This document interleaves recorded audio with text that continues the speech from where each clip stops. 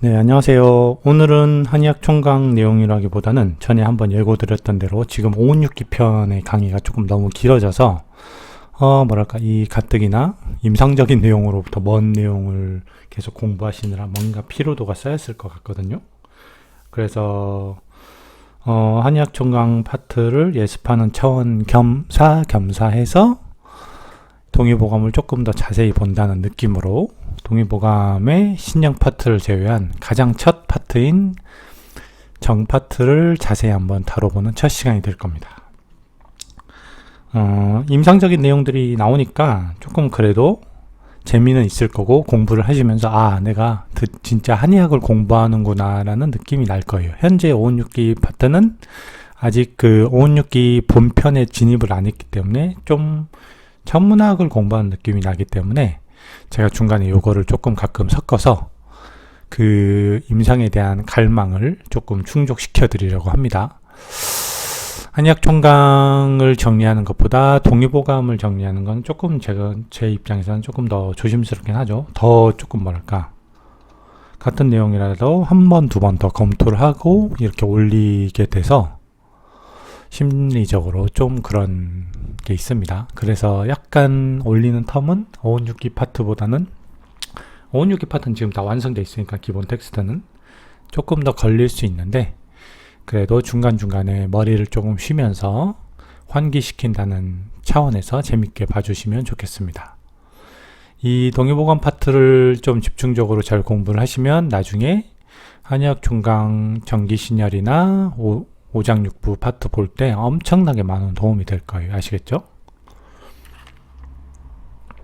자, 그러면 들어갈 건데 일단 체계가 동의보감에서 제일 처음 등장하는 게 신형이거든요. 신형 편이야. 신형 편에서는 뭘 주로 다루냐면 약간 그런 거예요.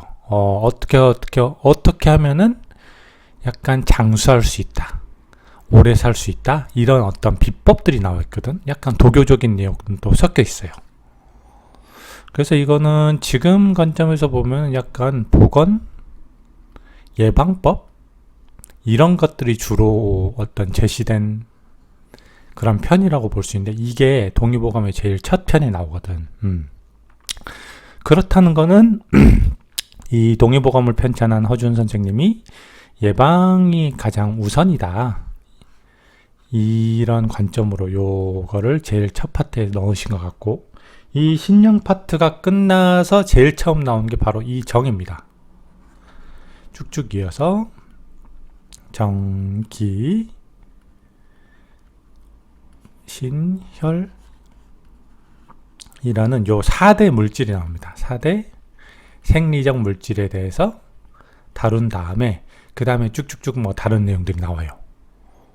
그래서 사실 이 보건 예방법에 대한 내용인 신형 파트를 제외하면 실질적으로 생리병리 파트에서 제일 처음 나온 거는 정기신열이라는 4대 생리적 물질이고 그 중에서도 정이 제일 처음 나옵니다. 제일 중요하다 이거겠죠. 그래서 한의학 총강 같은 경우는 아마 516기 끝나고 오장육부인가 그게 먼저 나올 거예요. 장부가 먼저 나오고 정기신열이 나오는 걸로 알고 있는데 이거는 사실 체계 자체가 잘못됐죠. 이 정기신열이라는 어떤 부분 구성 요소를 제대로 알지 못하면 이 장상학 쪽을 이해를 할 수가 없거든. 물론 이 정기신열을 이해하기 위해서 장상학적 내용도 어느 정도 필요가 하긴 한데 굳이 선후관계를 따지면 얘를 먼저 지금 알아야 되거든요. 그래서 동의보감 체제를 따라서 한의학 총강을 볼 때도 공부하시는 게 조금 좋습니다. 그래서 오늘은 그 중에서 정이고, 정 파트에서 제일 첫 번째 파트 제목이 뭐냐, 정위신본이라는 겁니다. 정위신본, 요거에 대해서 오늘은 원문 해석을 먼저 잘 볼 건데 이 원문 자체에도 볼 게 너무 많아서 아마 오래 걸릴 겁니다. 자, 그럼 가볼게요. 자, 일단은 단어를 봅시다. 지금 계속 나오는 게 있어요. 양신상박할 때 요 박자가 계속 걸리적거리거든. 해석할 때 양신상박할 때 이게 뭐냐면 사실 원래 뜻은 이거예요. 열다, 얇다, 박이거든. 그래서 그 천박하다, 희박하다, 뭔가 얇다는 거죠. 밀도가 얇다. 그리고 박빙이란 뜻에도 요 박자가 씁니다. 박빙이 뭐예요? 얇은 얼음이거든. 그러니까 뭔가 언제 깨질지 모르는 거야. 그래서 스포츠 경기에서도 박빙이란 걸 많이 쓰이죠. 언제 이 저울추가 무너지기 직전에 그런 상황이 있잖아. 박빙이다. 이때 이 박자입니다. 얇다. 얼음이 얇다. 그런데 이 어떤 두 상대되는 존재와 이렇게 서로 상자가 결합됐을 때 요 얇다는 잘 어울리지 않아요. 그래서 이거는 제가 볼 때는 이렇게 해석을 하는 게 좋습니다. 이거랑 뭐랄까 한자 구조나 음이 동일한 이 두드리다 박, 이거랑 상통하는 걸로 이해를 해야 될 것 같아요. 두드리다 뭔가를 치다 박이거든. 그래서 이거는 언제 쓰이냐면 심장 박동할 때 박자가 요겁니다. 그리고 맥박할 때도 당연히 박자는 요거고, 뭔가 두드리고 쳐서 죽이다, 깨부수다라는 뜻의 박살이라는 단어에도 요 박자가 쓰입니다. 그리고 이 양신상박이라는 단어를, 양신상박이라는 요 문구를 해석할 때 제일 도움이 되는 게 요 용법이에요. 용호상박. 뭡니까? 서로 상대적인 팽팽한 두 존재가 서로 뭐 자웅을 겨루다는 그런 뜻이잖아. 양신상박할 때 요 상박도 요 박으로 보고 요렇게 해석을 하는 게 더 타당할 듯 합니다. 아시겠죠? 자, 그리고 쭉 보면은 이 정이란 게 나오잖아. 과연 이 정, 이거는 뭐냐면 상당히 여러 가지 의미를 갖고 있는데 좋은 거는 다 갖다 붙인 거예요. 뭔가 순수하다, 뭔가 순수한 결정체 있잖아. 뛰어나다, 가장 좋다, 거칠지 않다, 거칠지 않고 곱다, 정이야. 그러니까 뭔가 약간 순물질의 느낌이 나죠. 뭔가 혼합되지 않은 단일 물질 자체의 어떤 그런 느낌이 난단 말이야. 그래서 흔히 쓰이는 게 정수, 뭐뭐의 정수라는 뜻 쓰이잖아.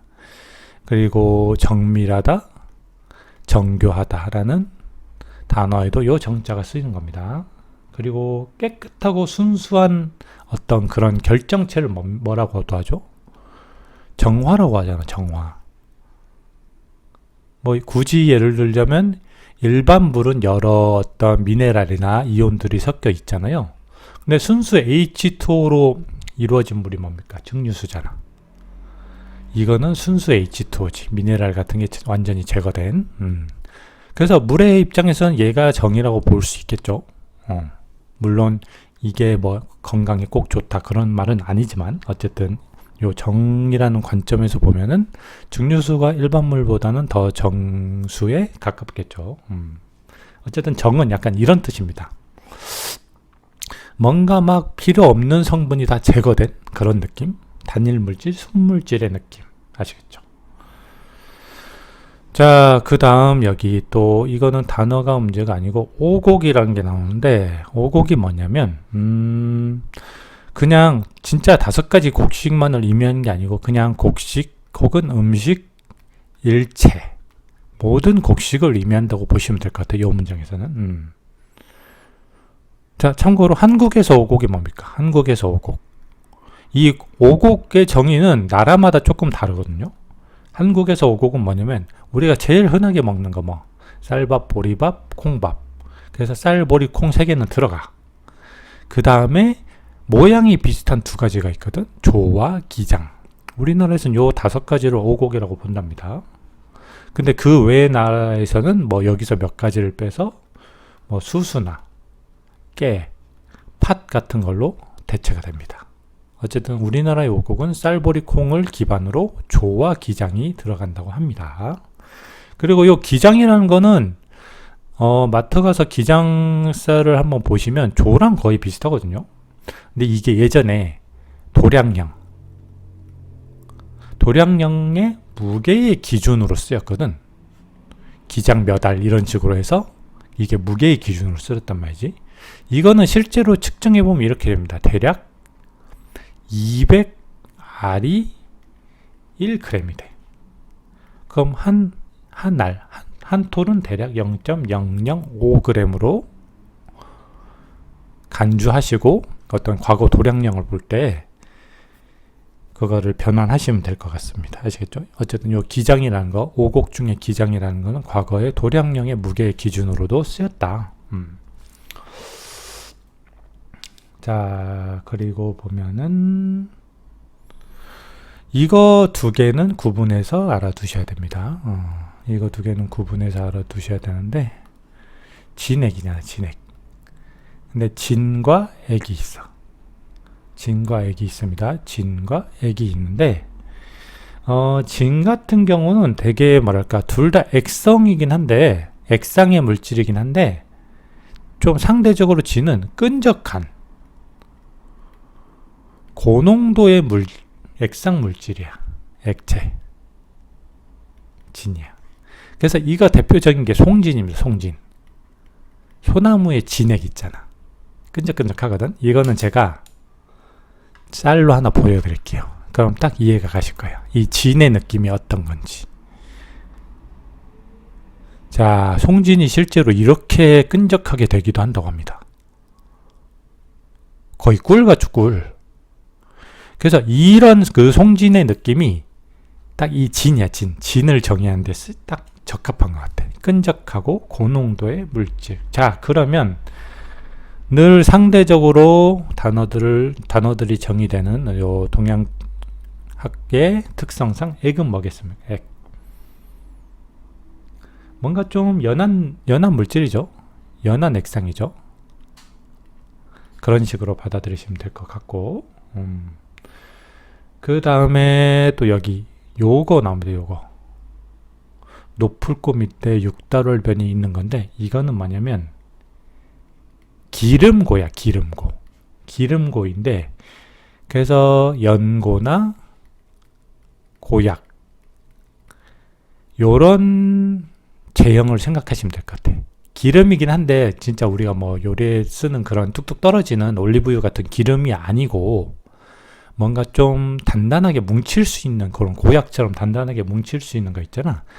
한약 드셔보신 분들 알겠는데, 경옥고라는 거 드셔보셨는지 모르겠는데, 요 경옥고의 고자도 이거거든요. 이거는 수저로 된장처럼 퍼먹을 수 있는 제형이야. 그래서 그 된장과도 비슷한, 된장보다 조금 더 촉촉한 그런 느낌의 제형을 요 고라고 보면 되거든. 그런 기름이야, 그런 기름. 피부에 바르는 자운고라는 것도 요런 제형이고요. 그리고 고량진미라는 용법도 있지. 뭔가 좀 기름진 고기와 좋은 곡식을 통틀어서 고량진미라고 할 때 이 고자가 씁니다. 그래서 툭툭 떨어지는 기름의 뜻은 아니고, 뭔가 그게 약간 고체화된 느낌이야. 그게 이 고자입니다. 아셨죠? 사실 이 대부분의 원문은 한자와의 싸움이라서 한자를 얼마나 명확하게 용법을 이해하고 있느냐에 따라서 이 원문 해석의 깊이가 달라집니다. 그래서 조금 지루하셔도 열심히 보세요. 이 삼자는 뭔가가 스며들다야. 스며들다 삼자지. 언제 쓰입니까? 삼투합할 때 삼. 삼투 현상할 때 삼이 요겁니다. 자, 그리고 요것도 중요한 단어죠. 수. 이거는 그냥 골수 숫자야. 아예 뼈 골자가 들어가 있잖아. 그지? 그래서 골수라는 말로 대부분 많이 쓰이고, 뭐뭐의 진수, 정수, 척수에도 요 숫자가 씁니다. 이 골수가 뭐냐면 그냥 뼈 속에 들어있는 어떤 고영양 물질이거든. 그래서 골수 같은 거 보면은 또 이것도 한번 보여드릴게요. 자, 이게 상완골을 커팅한 겁니다. 중간을 싹둑 자른 거야. 그래서 상완골이 있고, 2두랑 3두가 있는데 이 중간에 요거 있잖아요. 요거. 지금 요 핀셋으로 걷어내는 거 있죠. 약간 요 기름진 성분. 요게 바로 골수입니다. 엄청난 영양 고칼로리 덩어리라서 이런 게 있어요.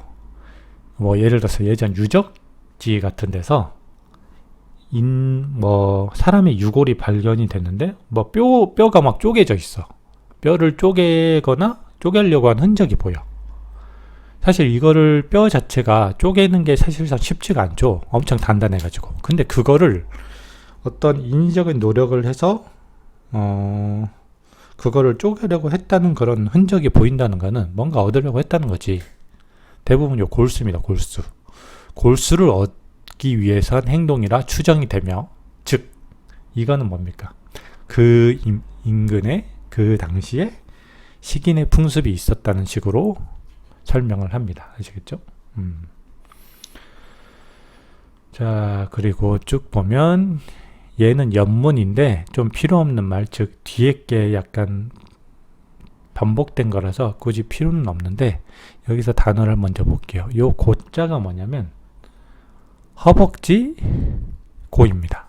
그래서 우리가 고관절이라는 말 쓰잖아. 그때 고거든. 이 고관절이 어디냐면 보시면 이거예요. 자, 골반뼈가 이렇게 있잖아. 그리고 요 허벅지뼈가 이렇게 있잖아. 여기입니다. 여기. 아시겠죠? 여기를 허벅지뼈 고관절이라고 합니다.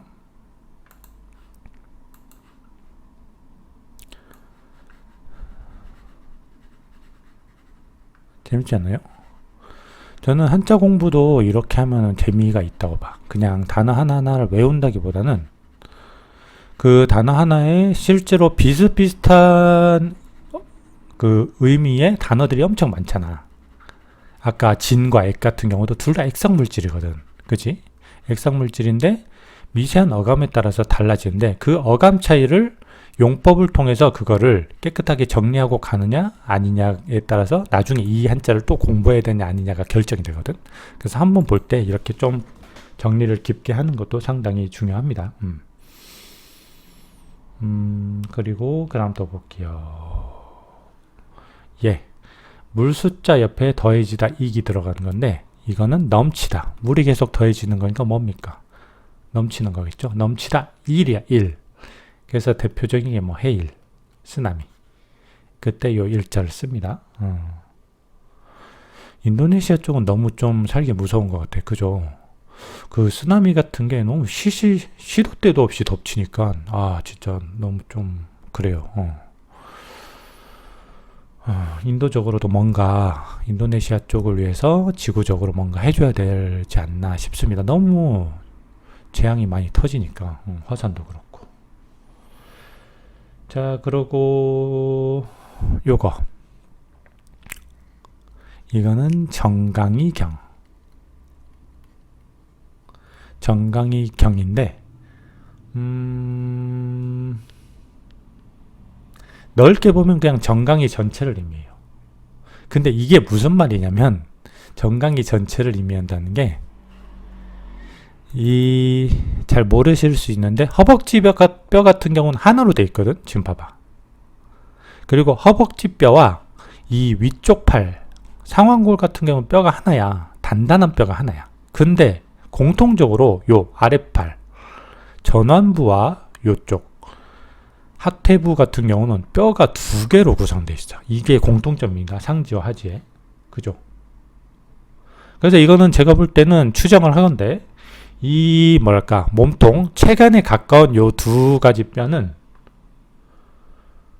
뭐랄까 뭔가 강력한 힘을 버텨야 되기 때문에 강력한 단일뼈로 구성된 것 같고 이 밑에는 어때요? 밑으로 갈수록 가동성이 중요하잖아.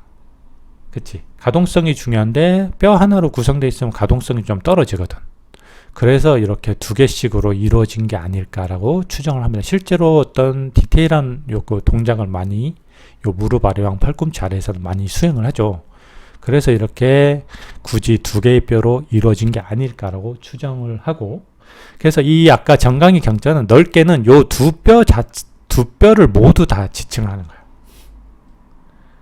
근데 되게 좁게는 뭐랄까, 이 옆에 붙어 있는 요게 비골이거든요. 비골입니다. 비골, 피뷸라라고 합니다. 그래서 보시면은, 그래서 골반이 이렇게 있고 대퇴골이 이렇게 붙어 있고 이거랑 직접적으로 붙은 뼈가 이렇게 있고 옆에 또 붙어 있는 작은 뼈가 있거든.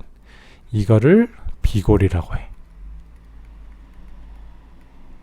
피뷸라라고 해서 종아리뼈라고도 합니다. 이게 바로, 이거를 좁게 말하면 요 놈만을 경골이라고 하기도 해요. 티비아. 아시겠죠? 그래서 이 경자는 크게 보면 요 두 개를 다 포함하기도 하고 작게 보면 요거 자체를만을 경골이라고 하기도 합니다. 참고로 얘네들은 이렇게 보시면 알겠지만 각각 요 바깥쪽 안쪽 복숭아뼈를 형성을 해요. 끝에서 이런 식으로. 그래서 경골의 끝은 요 안쪽 복숭아뼈, 비골의 끝도 바깥쪽 복숭아뼈를 형성하지. 이거는 참고로 알아두시면 되고. 그래서 어쨌든 경자는 크게 이렇게 쓰인다. 정강이 경자로 쓰인다. 자, 그리고 요거는 절이다, 시큰하다, 산이 됩니다. 절이다, 시큰하다, 산. 그리고 요거는 채우다, 충. 보충하다 할 때 충자죠. 보충하다, 충족되다, 충실하다 뭐 이런 뜻이거든. 이거는 5, 6개 시간에 자주 나오는 건데 구르다, 회전하다, 전. 그래서 회전, 전환되다. 뭔가 방향성이 바뀌는 거거든. 그리고 요거 입구에 세 조자가 붙은 거는 울다, 소리내다, 명이야. 그래서 어떤 공명현상 있잖아. 공명현상. 이때 요 명자가 이겁니다. 그리고 요 행자는 이것도 역시 정강이 행이야. 나중에 뒤에서 자세히 설명해 드릴게요. 그리고 마지막 요 두 가지 현. 어지럽다, 아찔하다, 현이야. 그래서 뭔가 현혹되다. 현혹되지 마소 있죠? 곡성에. 현혹되거나 할 때 현훈, 현기증 할 때 현자가 요겁니다. 뭔가 정신 상태가 자기 자신의 주권이 없이 막 흔들리는 거야. 그 현혹된 상태 혹은 어지러운 상태, 현기증 할 때도 요 현자가 쓰이는 거고, 요거는 뭡니까? 모자는 무릅쓰다 뭐야. 어드벤처가 뭡니까? 어드벤처. 인디아나 존스의 어드벤처가 모험이죠. 위험을 무릅쓰는 거야. 위험을 무릅쓰고 뭔가를 얻기 위해서 여행을 떠나는 거지. 그런 걸 다 어드벤처라고 하잖아. 그때 이 모자를 씁니다. 아시겠죠? 자, 이렇게 해서 이 정위신본의 주요 단어들을 다 해석을 해봤어요. 자, 그럼 이제 바로 본문 해석으로 갑니다. 자, 영추에서는 정에 대해서 다음과 같이 규정하고 있습니다. 이게 사실상 포인트거든. 음과 양이라는 두 상대적 변화를 주관하는 신이, 자, 유경에서는 이 양신에 대해서 양신은 그냥 음양이다라고 규정을 하고 있어요. 그래서 음과 양이라는 두 상대적 변화를 주관하는 신이 서로 맞닿아서, 여기서 이 박자를 유경에서는 만나다, 맞닿다라고 해석을 하고 있거든. 그래서 서로 맞닿아서 이 용호상박을 또 연상하면 된다고 했잖아.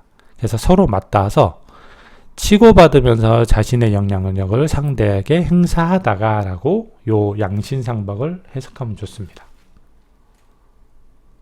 그래서 이거를 조금 더 구체적으로 보면은 어떤 생물학적 종이 있잖아. 어떤 종에 이 종을 음양으로 구분할 때는 상당히 다양하게 분류가 될 수 있거든. 뭐 장을 음으로 보고 불을 양으로 보고 이런 식으로 구분할 수 있는데, 그 모든 것 안에서 이 어떤 생물학적 단일종, 인간이라는 단일종에서 가장 근원적인 음양 변화가 반영된 물질이 있을 거야.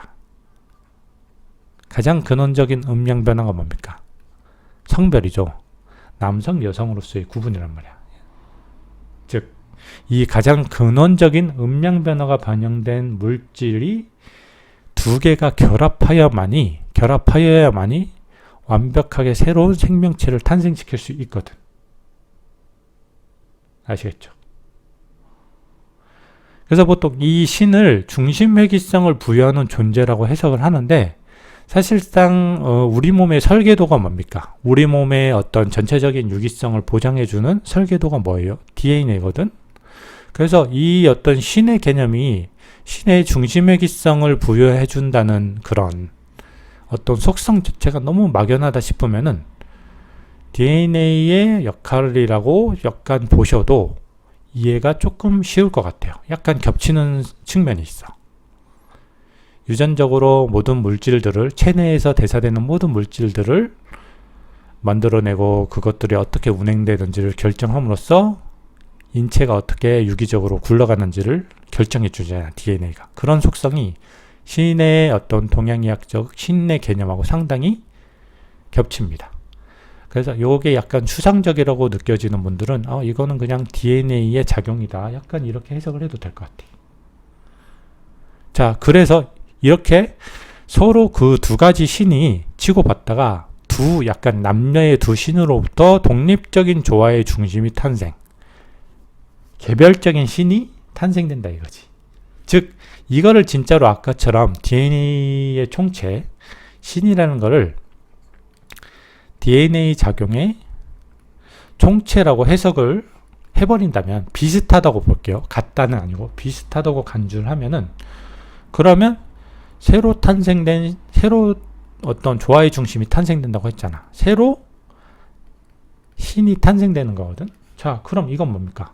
활동적 관점에서는 독립적으로 이제 작용을 하게 되겠지. 독립적으로 작용을 하면서 자기 자신만의 어떤 유기체의 왕국을 만들어 나가기 시작했지, 요 신은.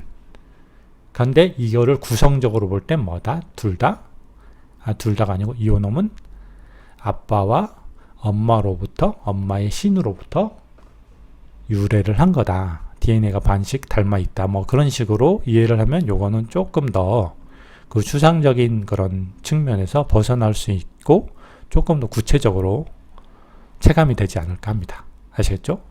그래서 완전히 같다라는 식으로 해석을 하는 거는 경계를 해야 됩니다. 모든 거를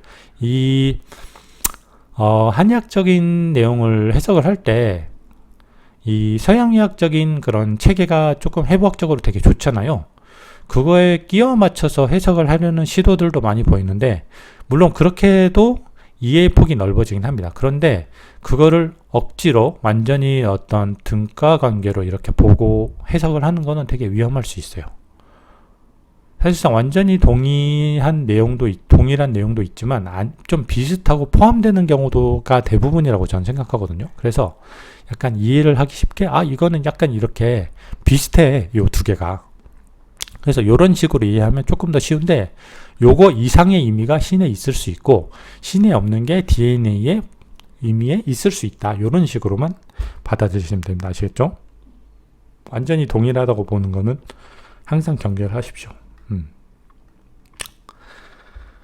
자, 이처럼 이렇게 어떤 독립적인 조화의 중심 신이 화합되면서 독립적 개체로서의 형체를 이루게 되겠죠. 그렇죠? 이처럼 어떤 개체가 완성되기 전 존재론적 관점에서 가장 앞선 시기에 탄생하는 최초의 독립적인 존재를 정이라고 합니다. 유경에서는 천일지수라고 정의를 하는데, 이거는 뭐 상수학적인 측면이라서 나중에 간단히 설명을 해드릴게요. 그래서 약간 이렇게 되는 거야. 나중에 또 정에 대해서 또 계속 정의가 나오는데, 정은 크게 두 가지 차원의 개념이 있어. 첫 번째, 새 생명 탄생에 기여하는 어떤 자기 자신들의 신이 반영된 물질이 있거든. 정수의 물질이 있거든. 그게 이거지. 남성, 여성, 즉 아빠, 엄마의 정이라는 요게 첫 번째 관점이고, 그럼 이 둘의 정이 합쳐져서 독립적인 신을 보유한 어떤 또 다른 정이 탄생이 되는 거야. 즉 이 둘이 조합되면서 최초의 어떤 독립적인 물질이 탄생이 되는데, 요것도 정이라고 합니다. 아시겠죠? 그래서 굳이 또 여기서 예를 들면은 어떤 정자와 난자 같은 것도 정의 의미에, 요 정의 의미에 정자와 난자 같은 경우 포함이 되겠고, 요 둘이 만나서 이루어진 최초의 물질 뭐야? 수정란. 최초의 독립적인 물질은 요 정의 범주에 속하겠지. 아시겠어요? 그래서 지금 이 정위 신본 파트에서 다루고 있는 정은 요것보다는 요겁니다. 요거에 가까워요. 그래서 우리 몸이 시작된 뭔가 우리 몸이라는 어떤 왕국이 발달하기 시작하는 최초의 어떤 상태, 요거를 정의라고 여기서는 정의를 한 겁니다. 그래서 요 둘은 약간 구분을 하셔야 문장에 따라서 조금 유연하게 이해를 할 수 있습니다. 아시겠죠? 즉 이러한 최초의 상태로부터 수정란 같은 최초의 상태로부터 단일 개체로 진화하게 되니 정은 뭡니까? 개체의 완벽하게 성장한 유기체의 근원에 해당이 되는 거지. 여기서부터 모든 분화가 이루어지면서 신에 의해서 DNA에 의해서 모든 분화가 이루어지면서 성숙한 개체로 진화를 하는 거지. 사실 이 두 가지 관점이 공통점이 있어요. 왜 둘 다 정이라고 했을 것 같아? 둘 다 이게 있거든. 신과 생리적 물질의 정수, 이 둘이 혼합체야. 둘 다. 정자 난자도 그렇고 수정란도 그렇잖아. 근데 이 독립적인 DNA가 있느냐 아니냐 그 차이에서 갈리는 겁니다. 아시겠죠? 자, 계속 볼게요. 오곡으로 대표되는 음식의 진액은 뭡니까? 체내의 생리작용에 의해서 특정 성상을 지향하는 양상으로 화합되는 거야. 그러니까 이게 우리한테 음식이 체내로 들어오면 어떻게 되겠어요? 단일 물질만을 이뤄내는 건 아니잖아. 너는 피를 만들어라, 너는 정을 만들어라, 너는 기를 만들어라, 이런 식으로 특정 성상을 지향하는 양상으로 다양하게 조합되거든. 그치? 그런데 그러한 여러 성상의 결과물들 중에 상당히 고밀도로 고화된 물질, 아까 설명드렸죠. 경옥고, 자원고. 고밀도로 고화된 물질은 기의 흐름을 타고 체내의 가장 치밀한 조직인 골의 내부 공간에 스며들어. 이 뼈라는 거, 골이라는 거는 체내에서 가장 치밀해서 뭔가 침투하기 어려운 조직이잖아.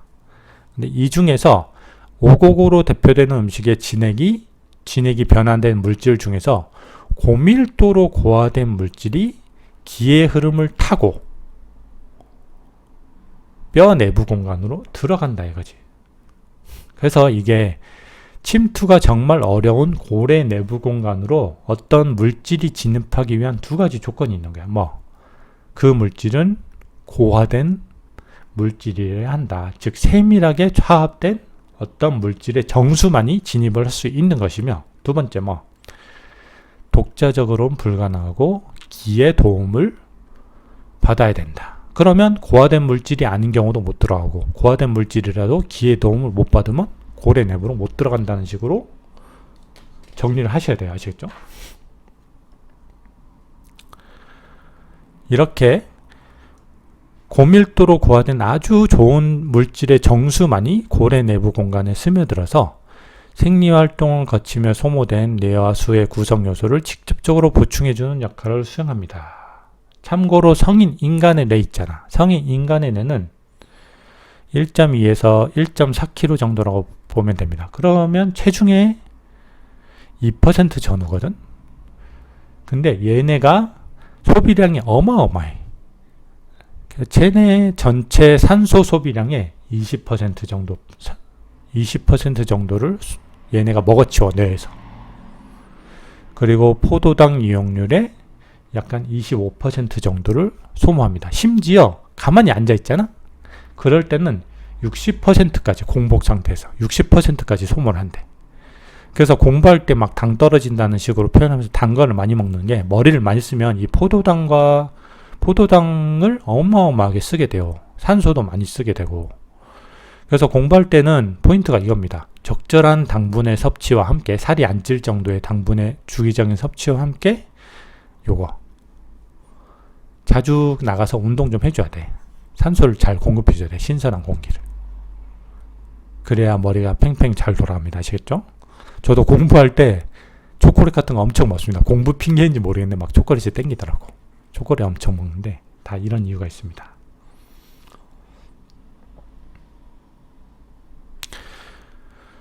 이 뼈 자체가 되게 치밀한 구조이기 때문에 아무 물질이나 못 들어가잖아.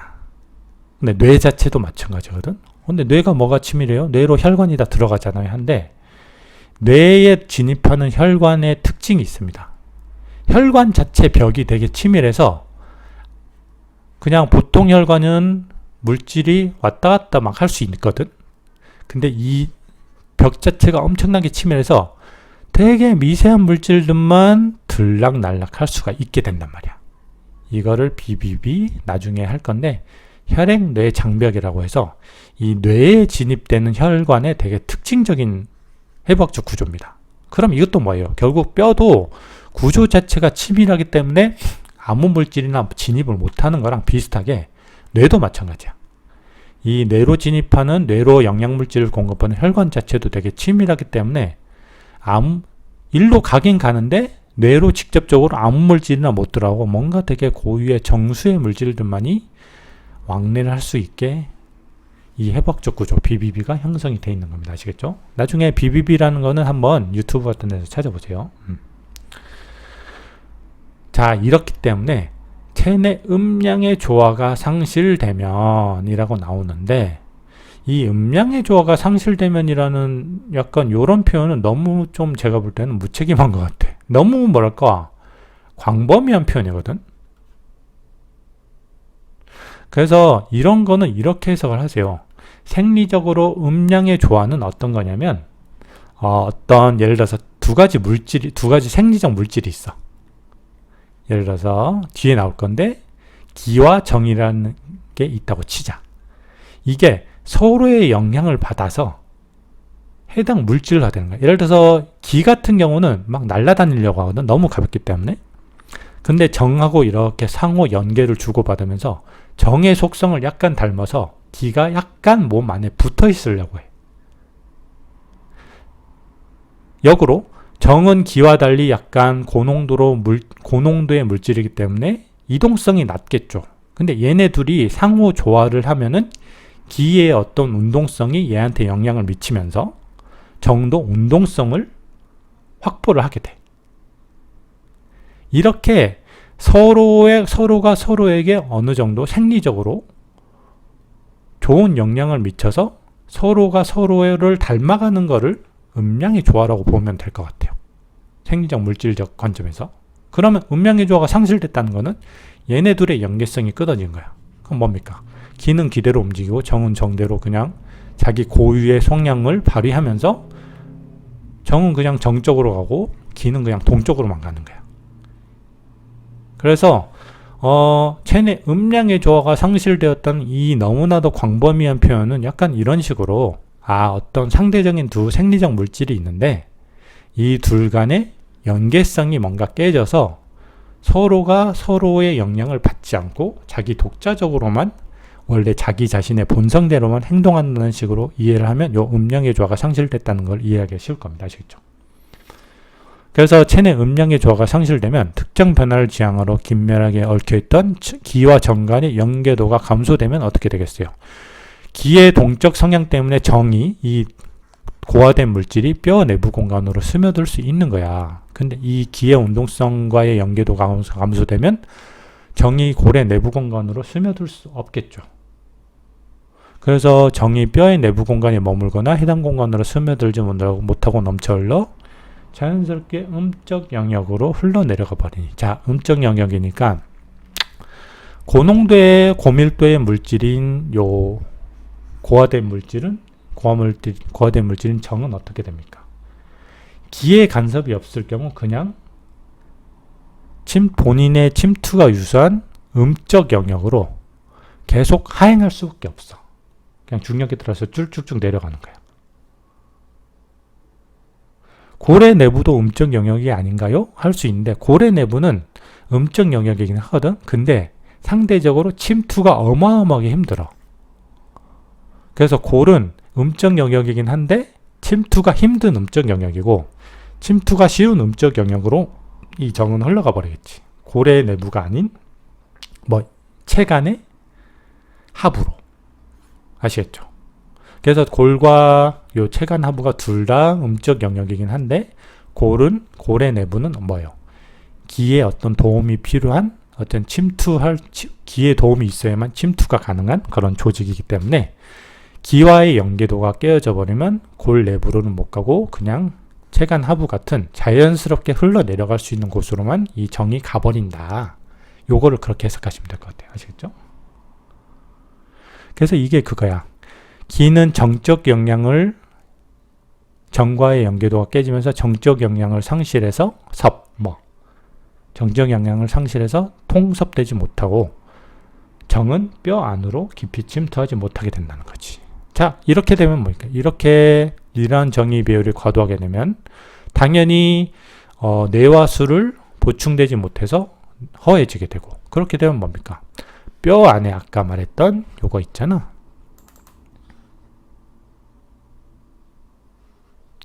여기 요 골수가 허해지기 때문에 어떻게 됩니까? 물리적으로 높은 부하를 감당하는 허리와 척추와 하체의 증상인 요배통과 경산이 나타나게 되는 겁니다. 이 증상에 대해서는 자세히 할게요, 나중에. 또한 구체적으로 요 수라는 것은 고래 내부를 빈틈없이 채워주며 아까 골수를 연상하면 됩니다. 참고로 골수의 체내 질량 비율은 무려 5% 정도나 됩니다. 상당하죠. 그럼 이 5%를 대체 어떻게 측정을 했을까 한데 해부를 해봤겠죠. 아니면 알 수가 없는 거야, 이거는. 그리고 뇌는 이러한 수로 구성된 해를 부유하는 양상의 조직에 해당된다. 그러니까 뇌는 약간 두개골이 있는데 뇌는 요 안에서 둥둥 떠대는 거야. 그래서 이 경우는 이거를 여기서 수해라고 해석을 하기도 했는데, 사실 이건 엄밀히 따지면 정보다는 뭡니까? 뇌척수액의 연상이 되죠. 뇌를 어떤 직접적인 충격으로부터 완충시키는 역할인 뇌척수액, 두개골과 뇌 사이에서. 그래서 여기서 둥둥 떠 있는 거. 그래서 이 수해라는 거는 제가 볼 때는 뼛속에 들어있는 어떤 생리적 물질이기 때문에 수라고 볼 수도 있지만, 엄밀히 따지면 아까 말했던 골수와는 좀 느낌이 다르죠. 골수보다는 뇌척수액의 느낌이 아시겠죠. 그래서 이러한 수해의 양이 부족해지면 뇌전, 이명, 행산, 현모가 나타나게 된다. 자, 이 증상들도 다음 시간에 할 겁니다. 아시겠죠? 자, 길었는데 재미가 있었는지 모르겠습니다. 이렇게 해서 원문에 대해서 이 정위신본이라는 요 원문에 대해서 이렇게 정리를 해봤고, 다음 시간부터는 몇 시간에 걸쳐서 이 줄을 자세히 해드릴게요. 위에서 안 다뤘던 내용들 있잖아요. 요 증상들이라든가 이런 거에 대해서 조금 재미있게 한번 보충을 하면서 정위신본 편에 대한 해석을 마치도록 하겠습니다. 아시겠습니까? 오늘 첫 동의보감 강의 들어주셔서 감사합니다.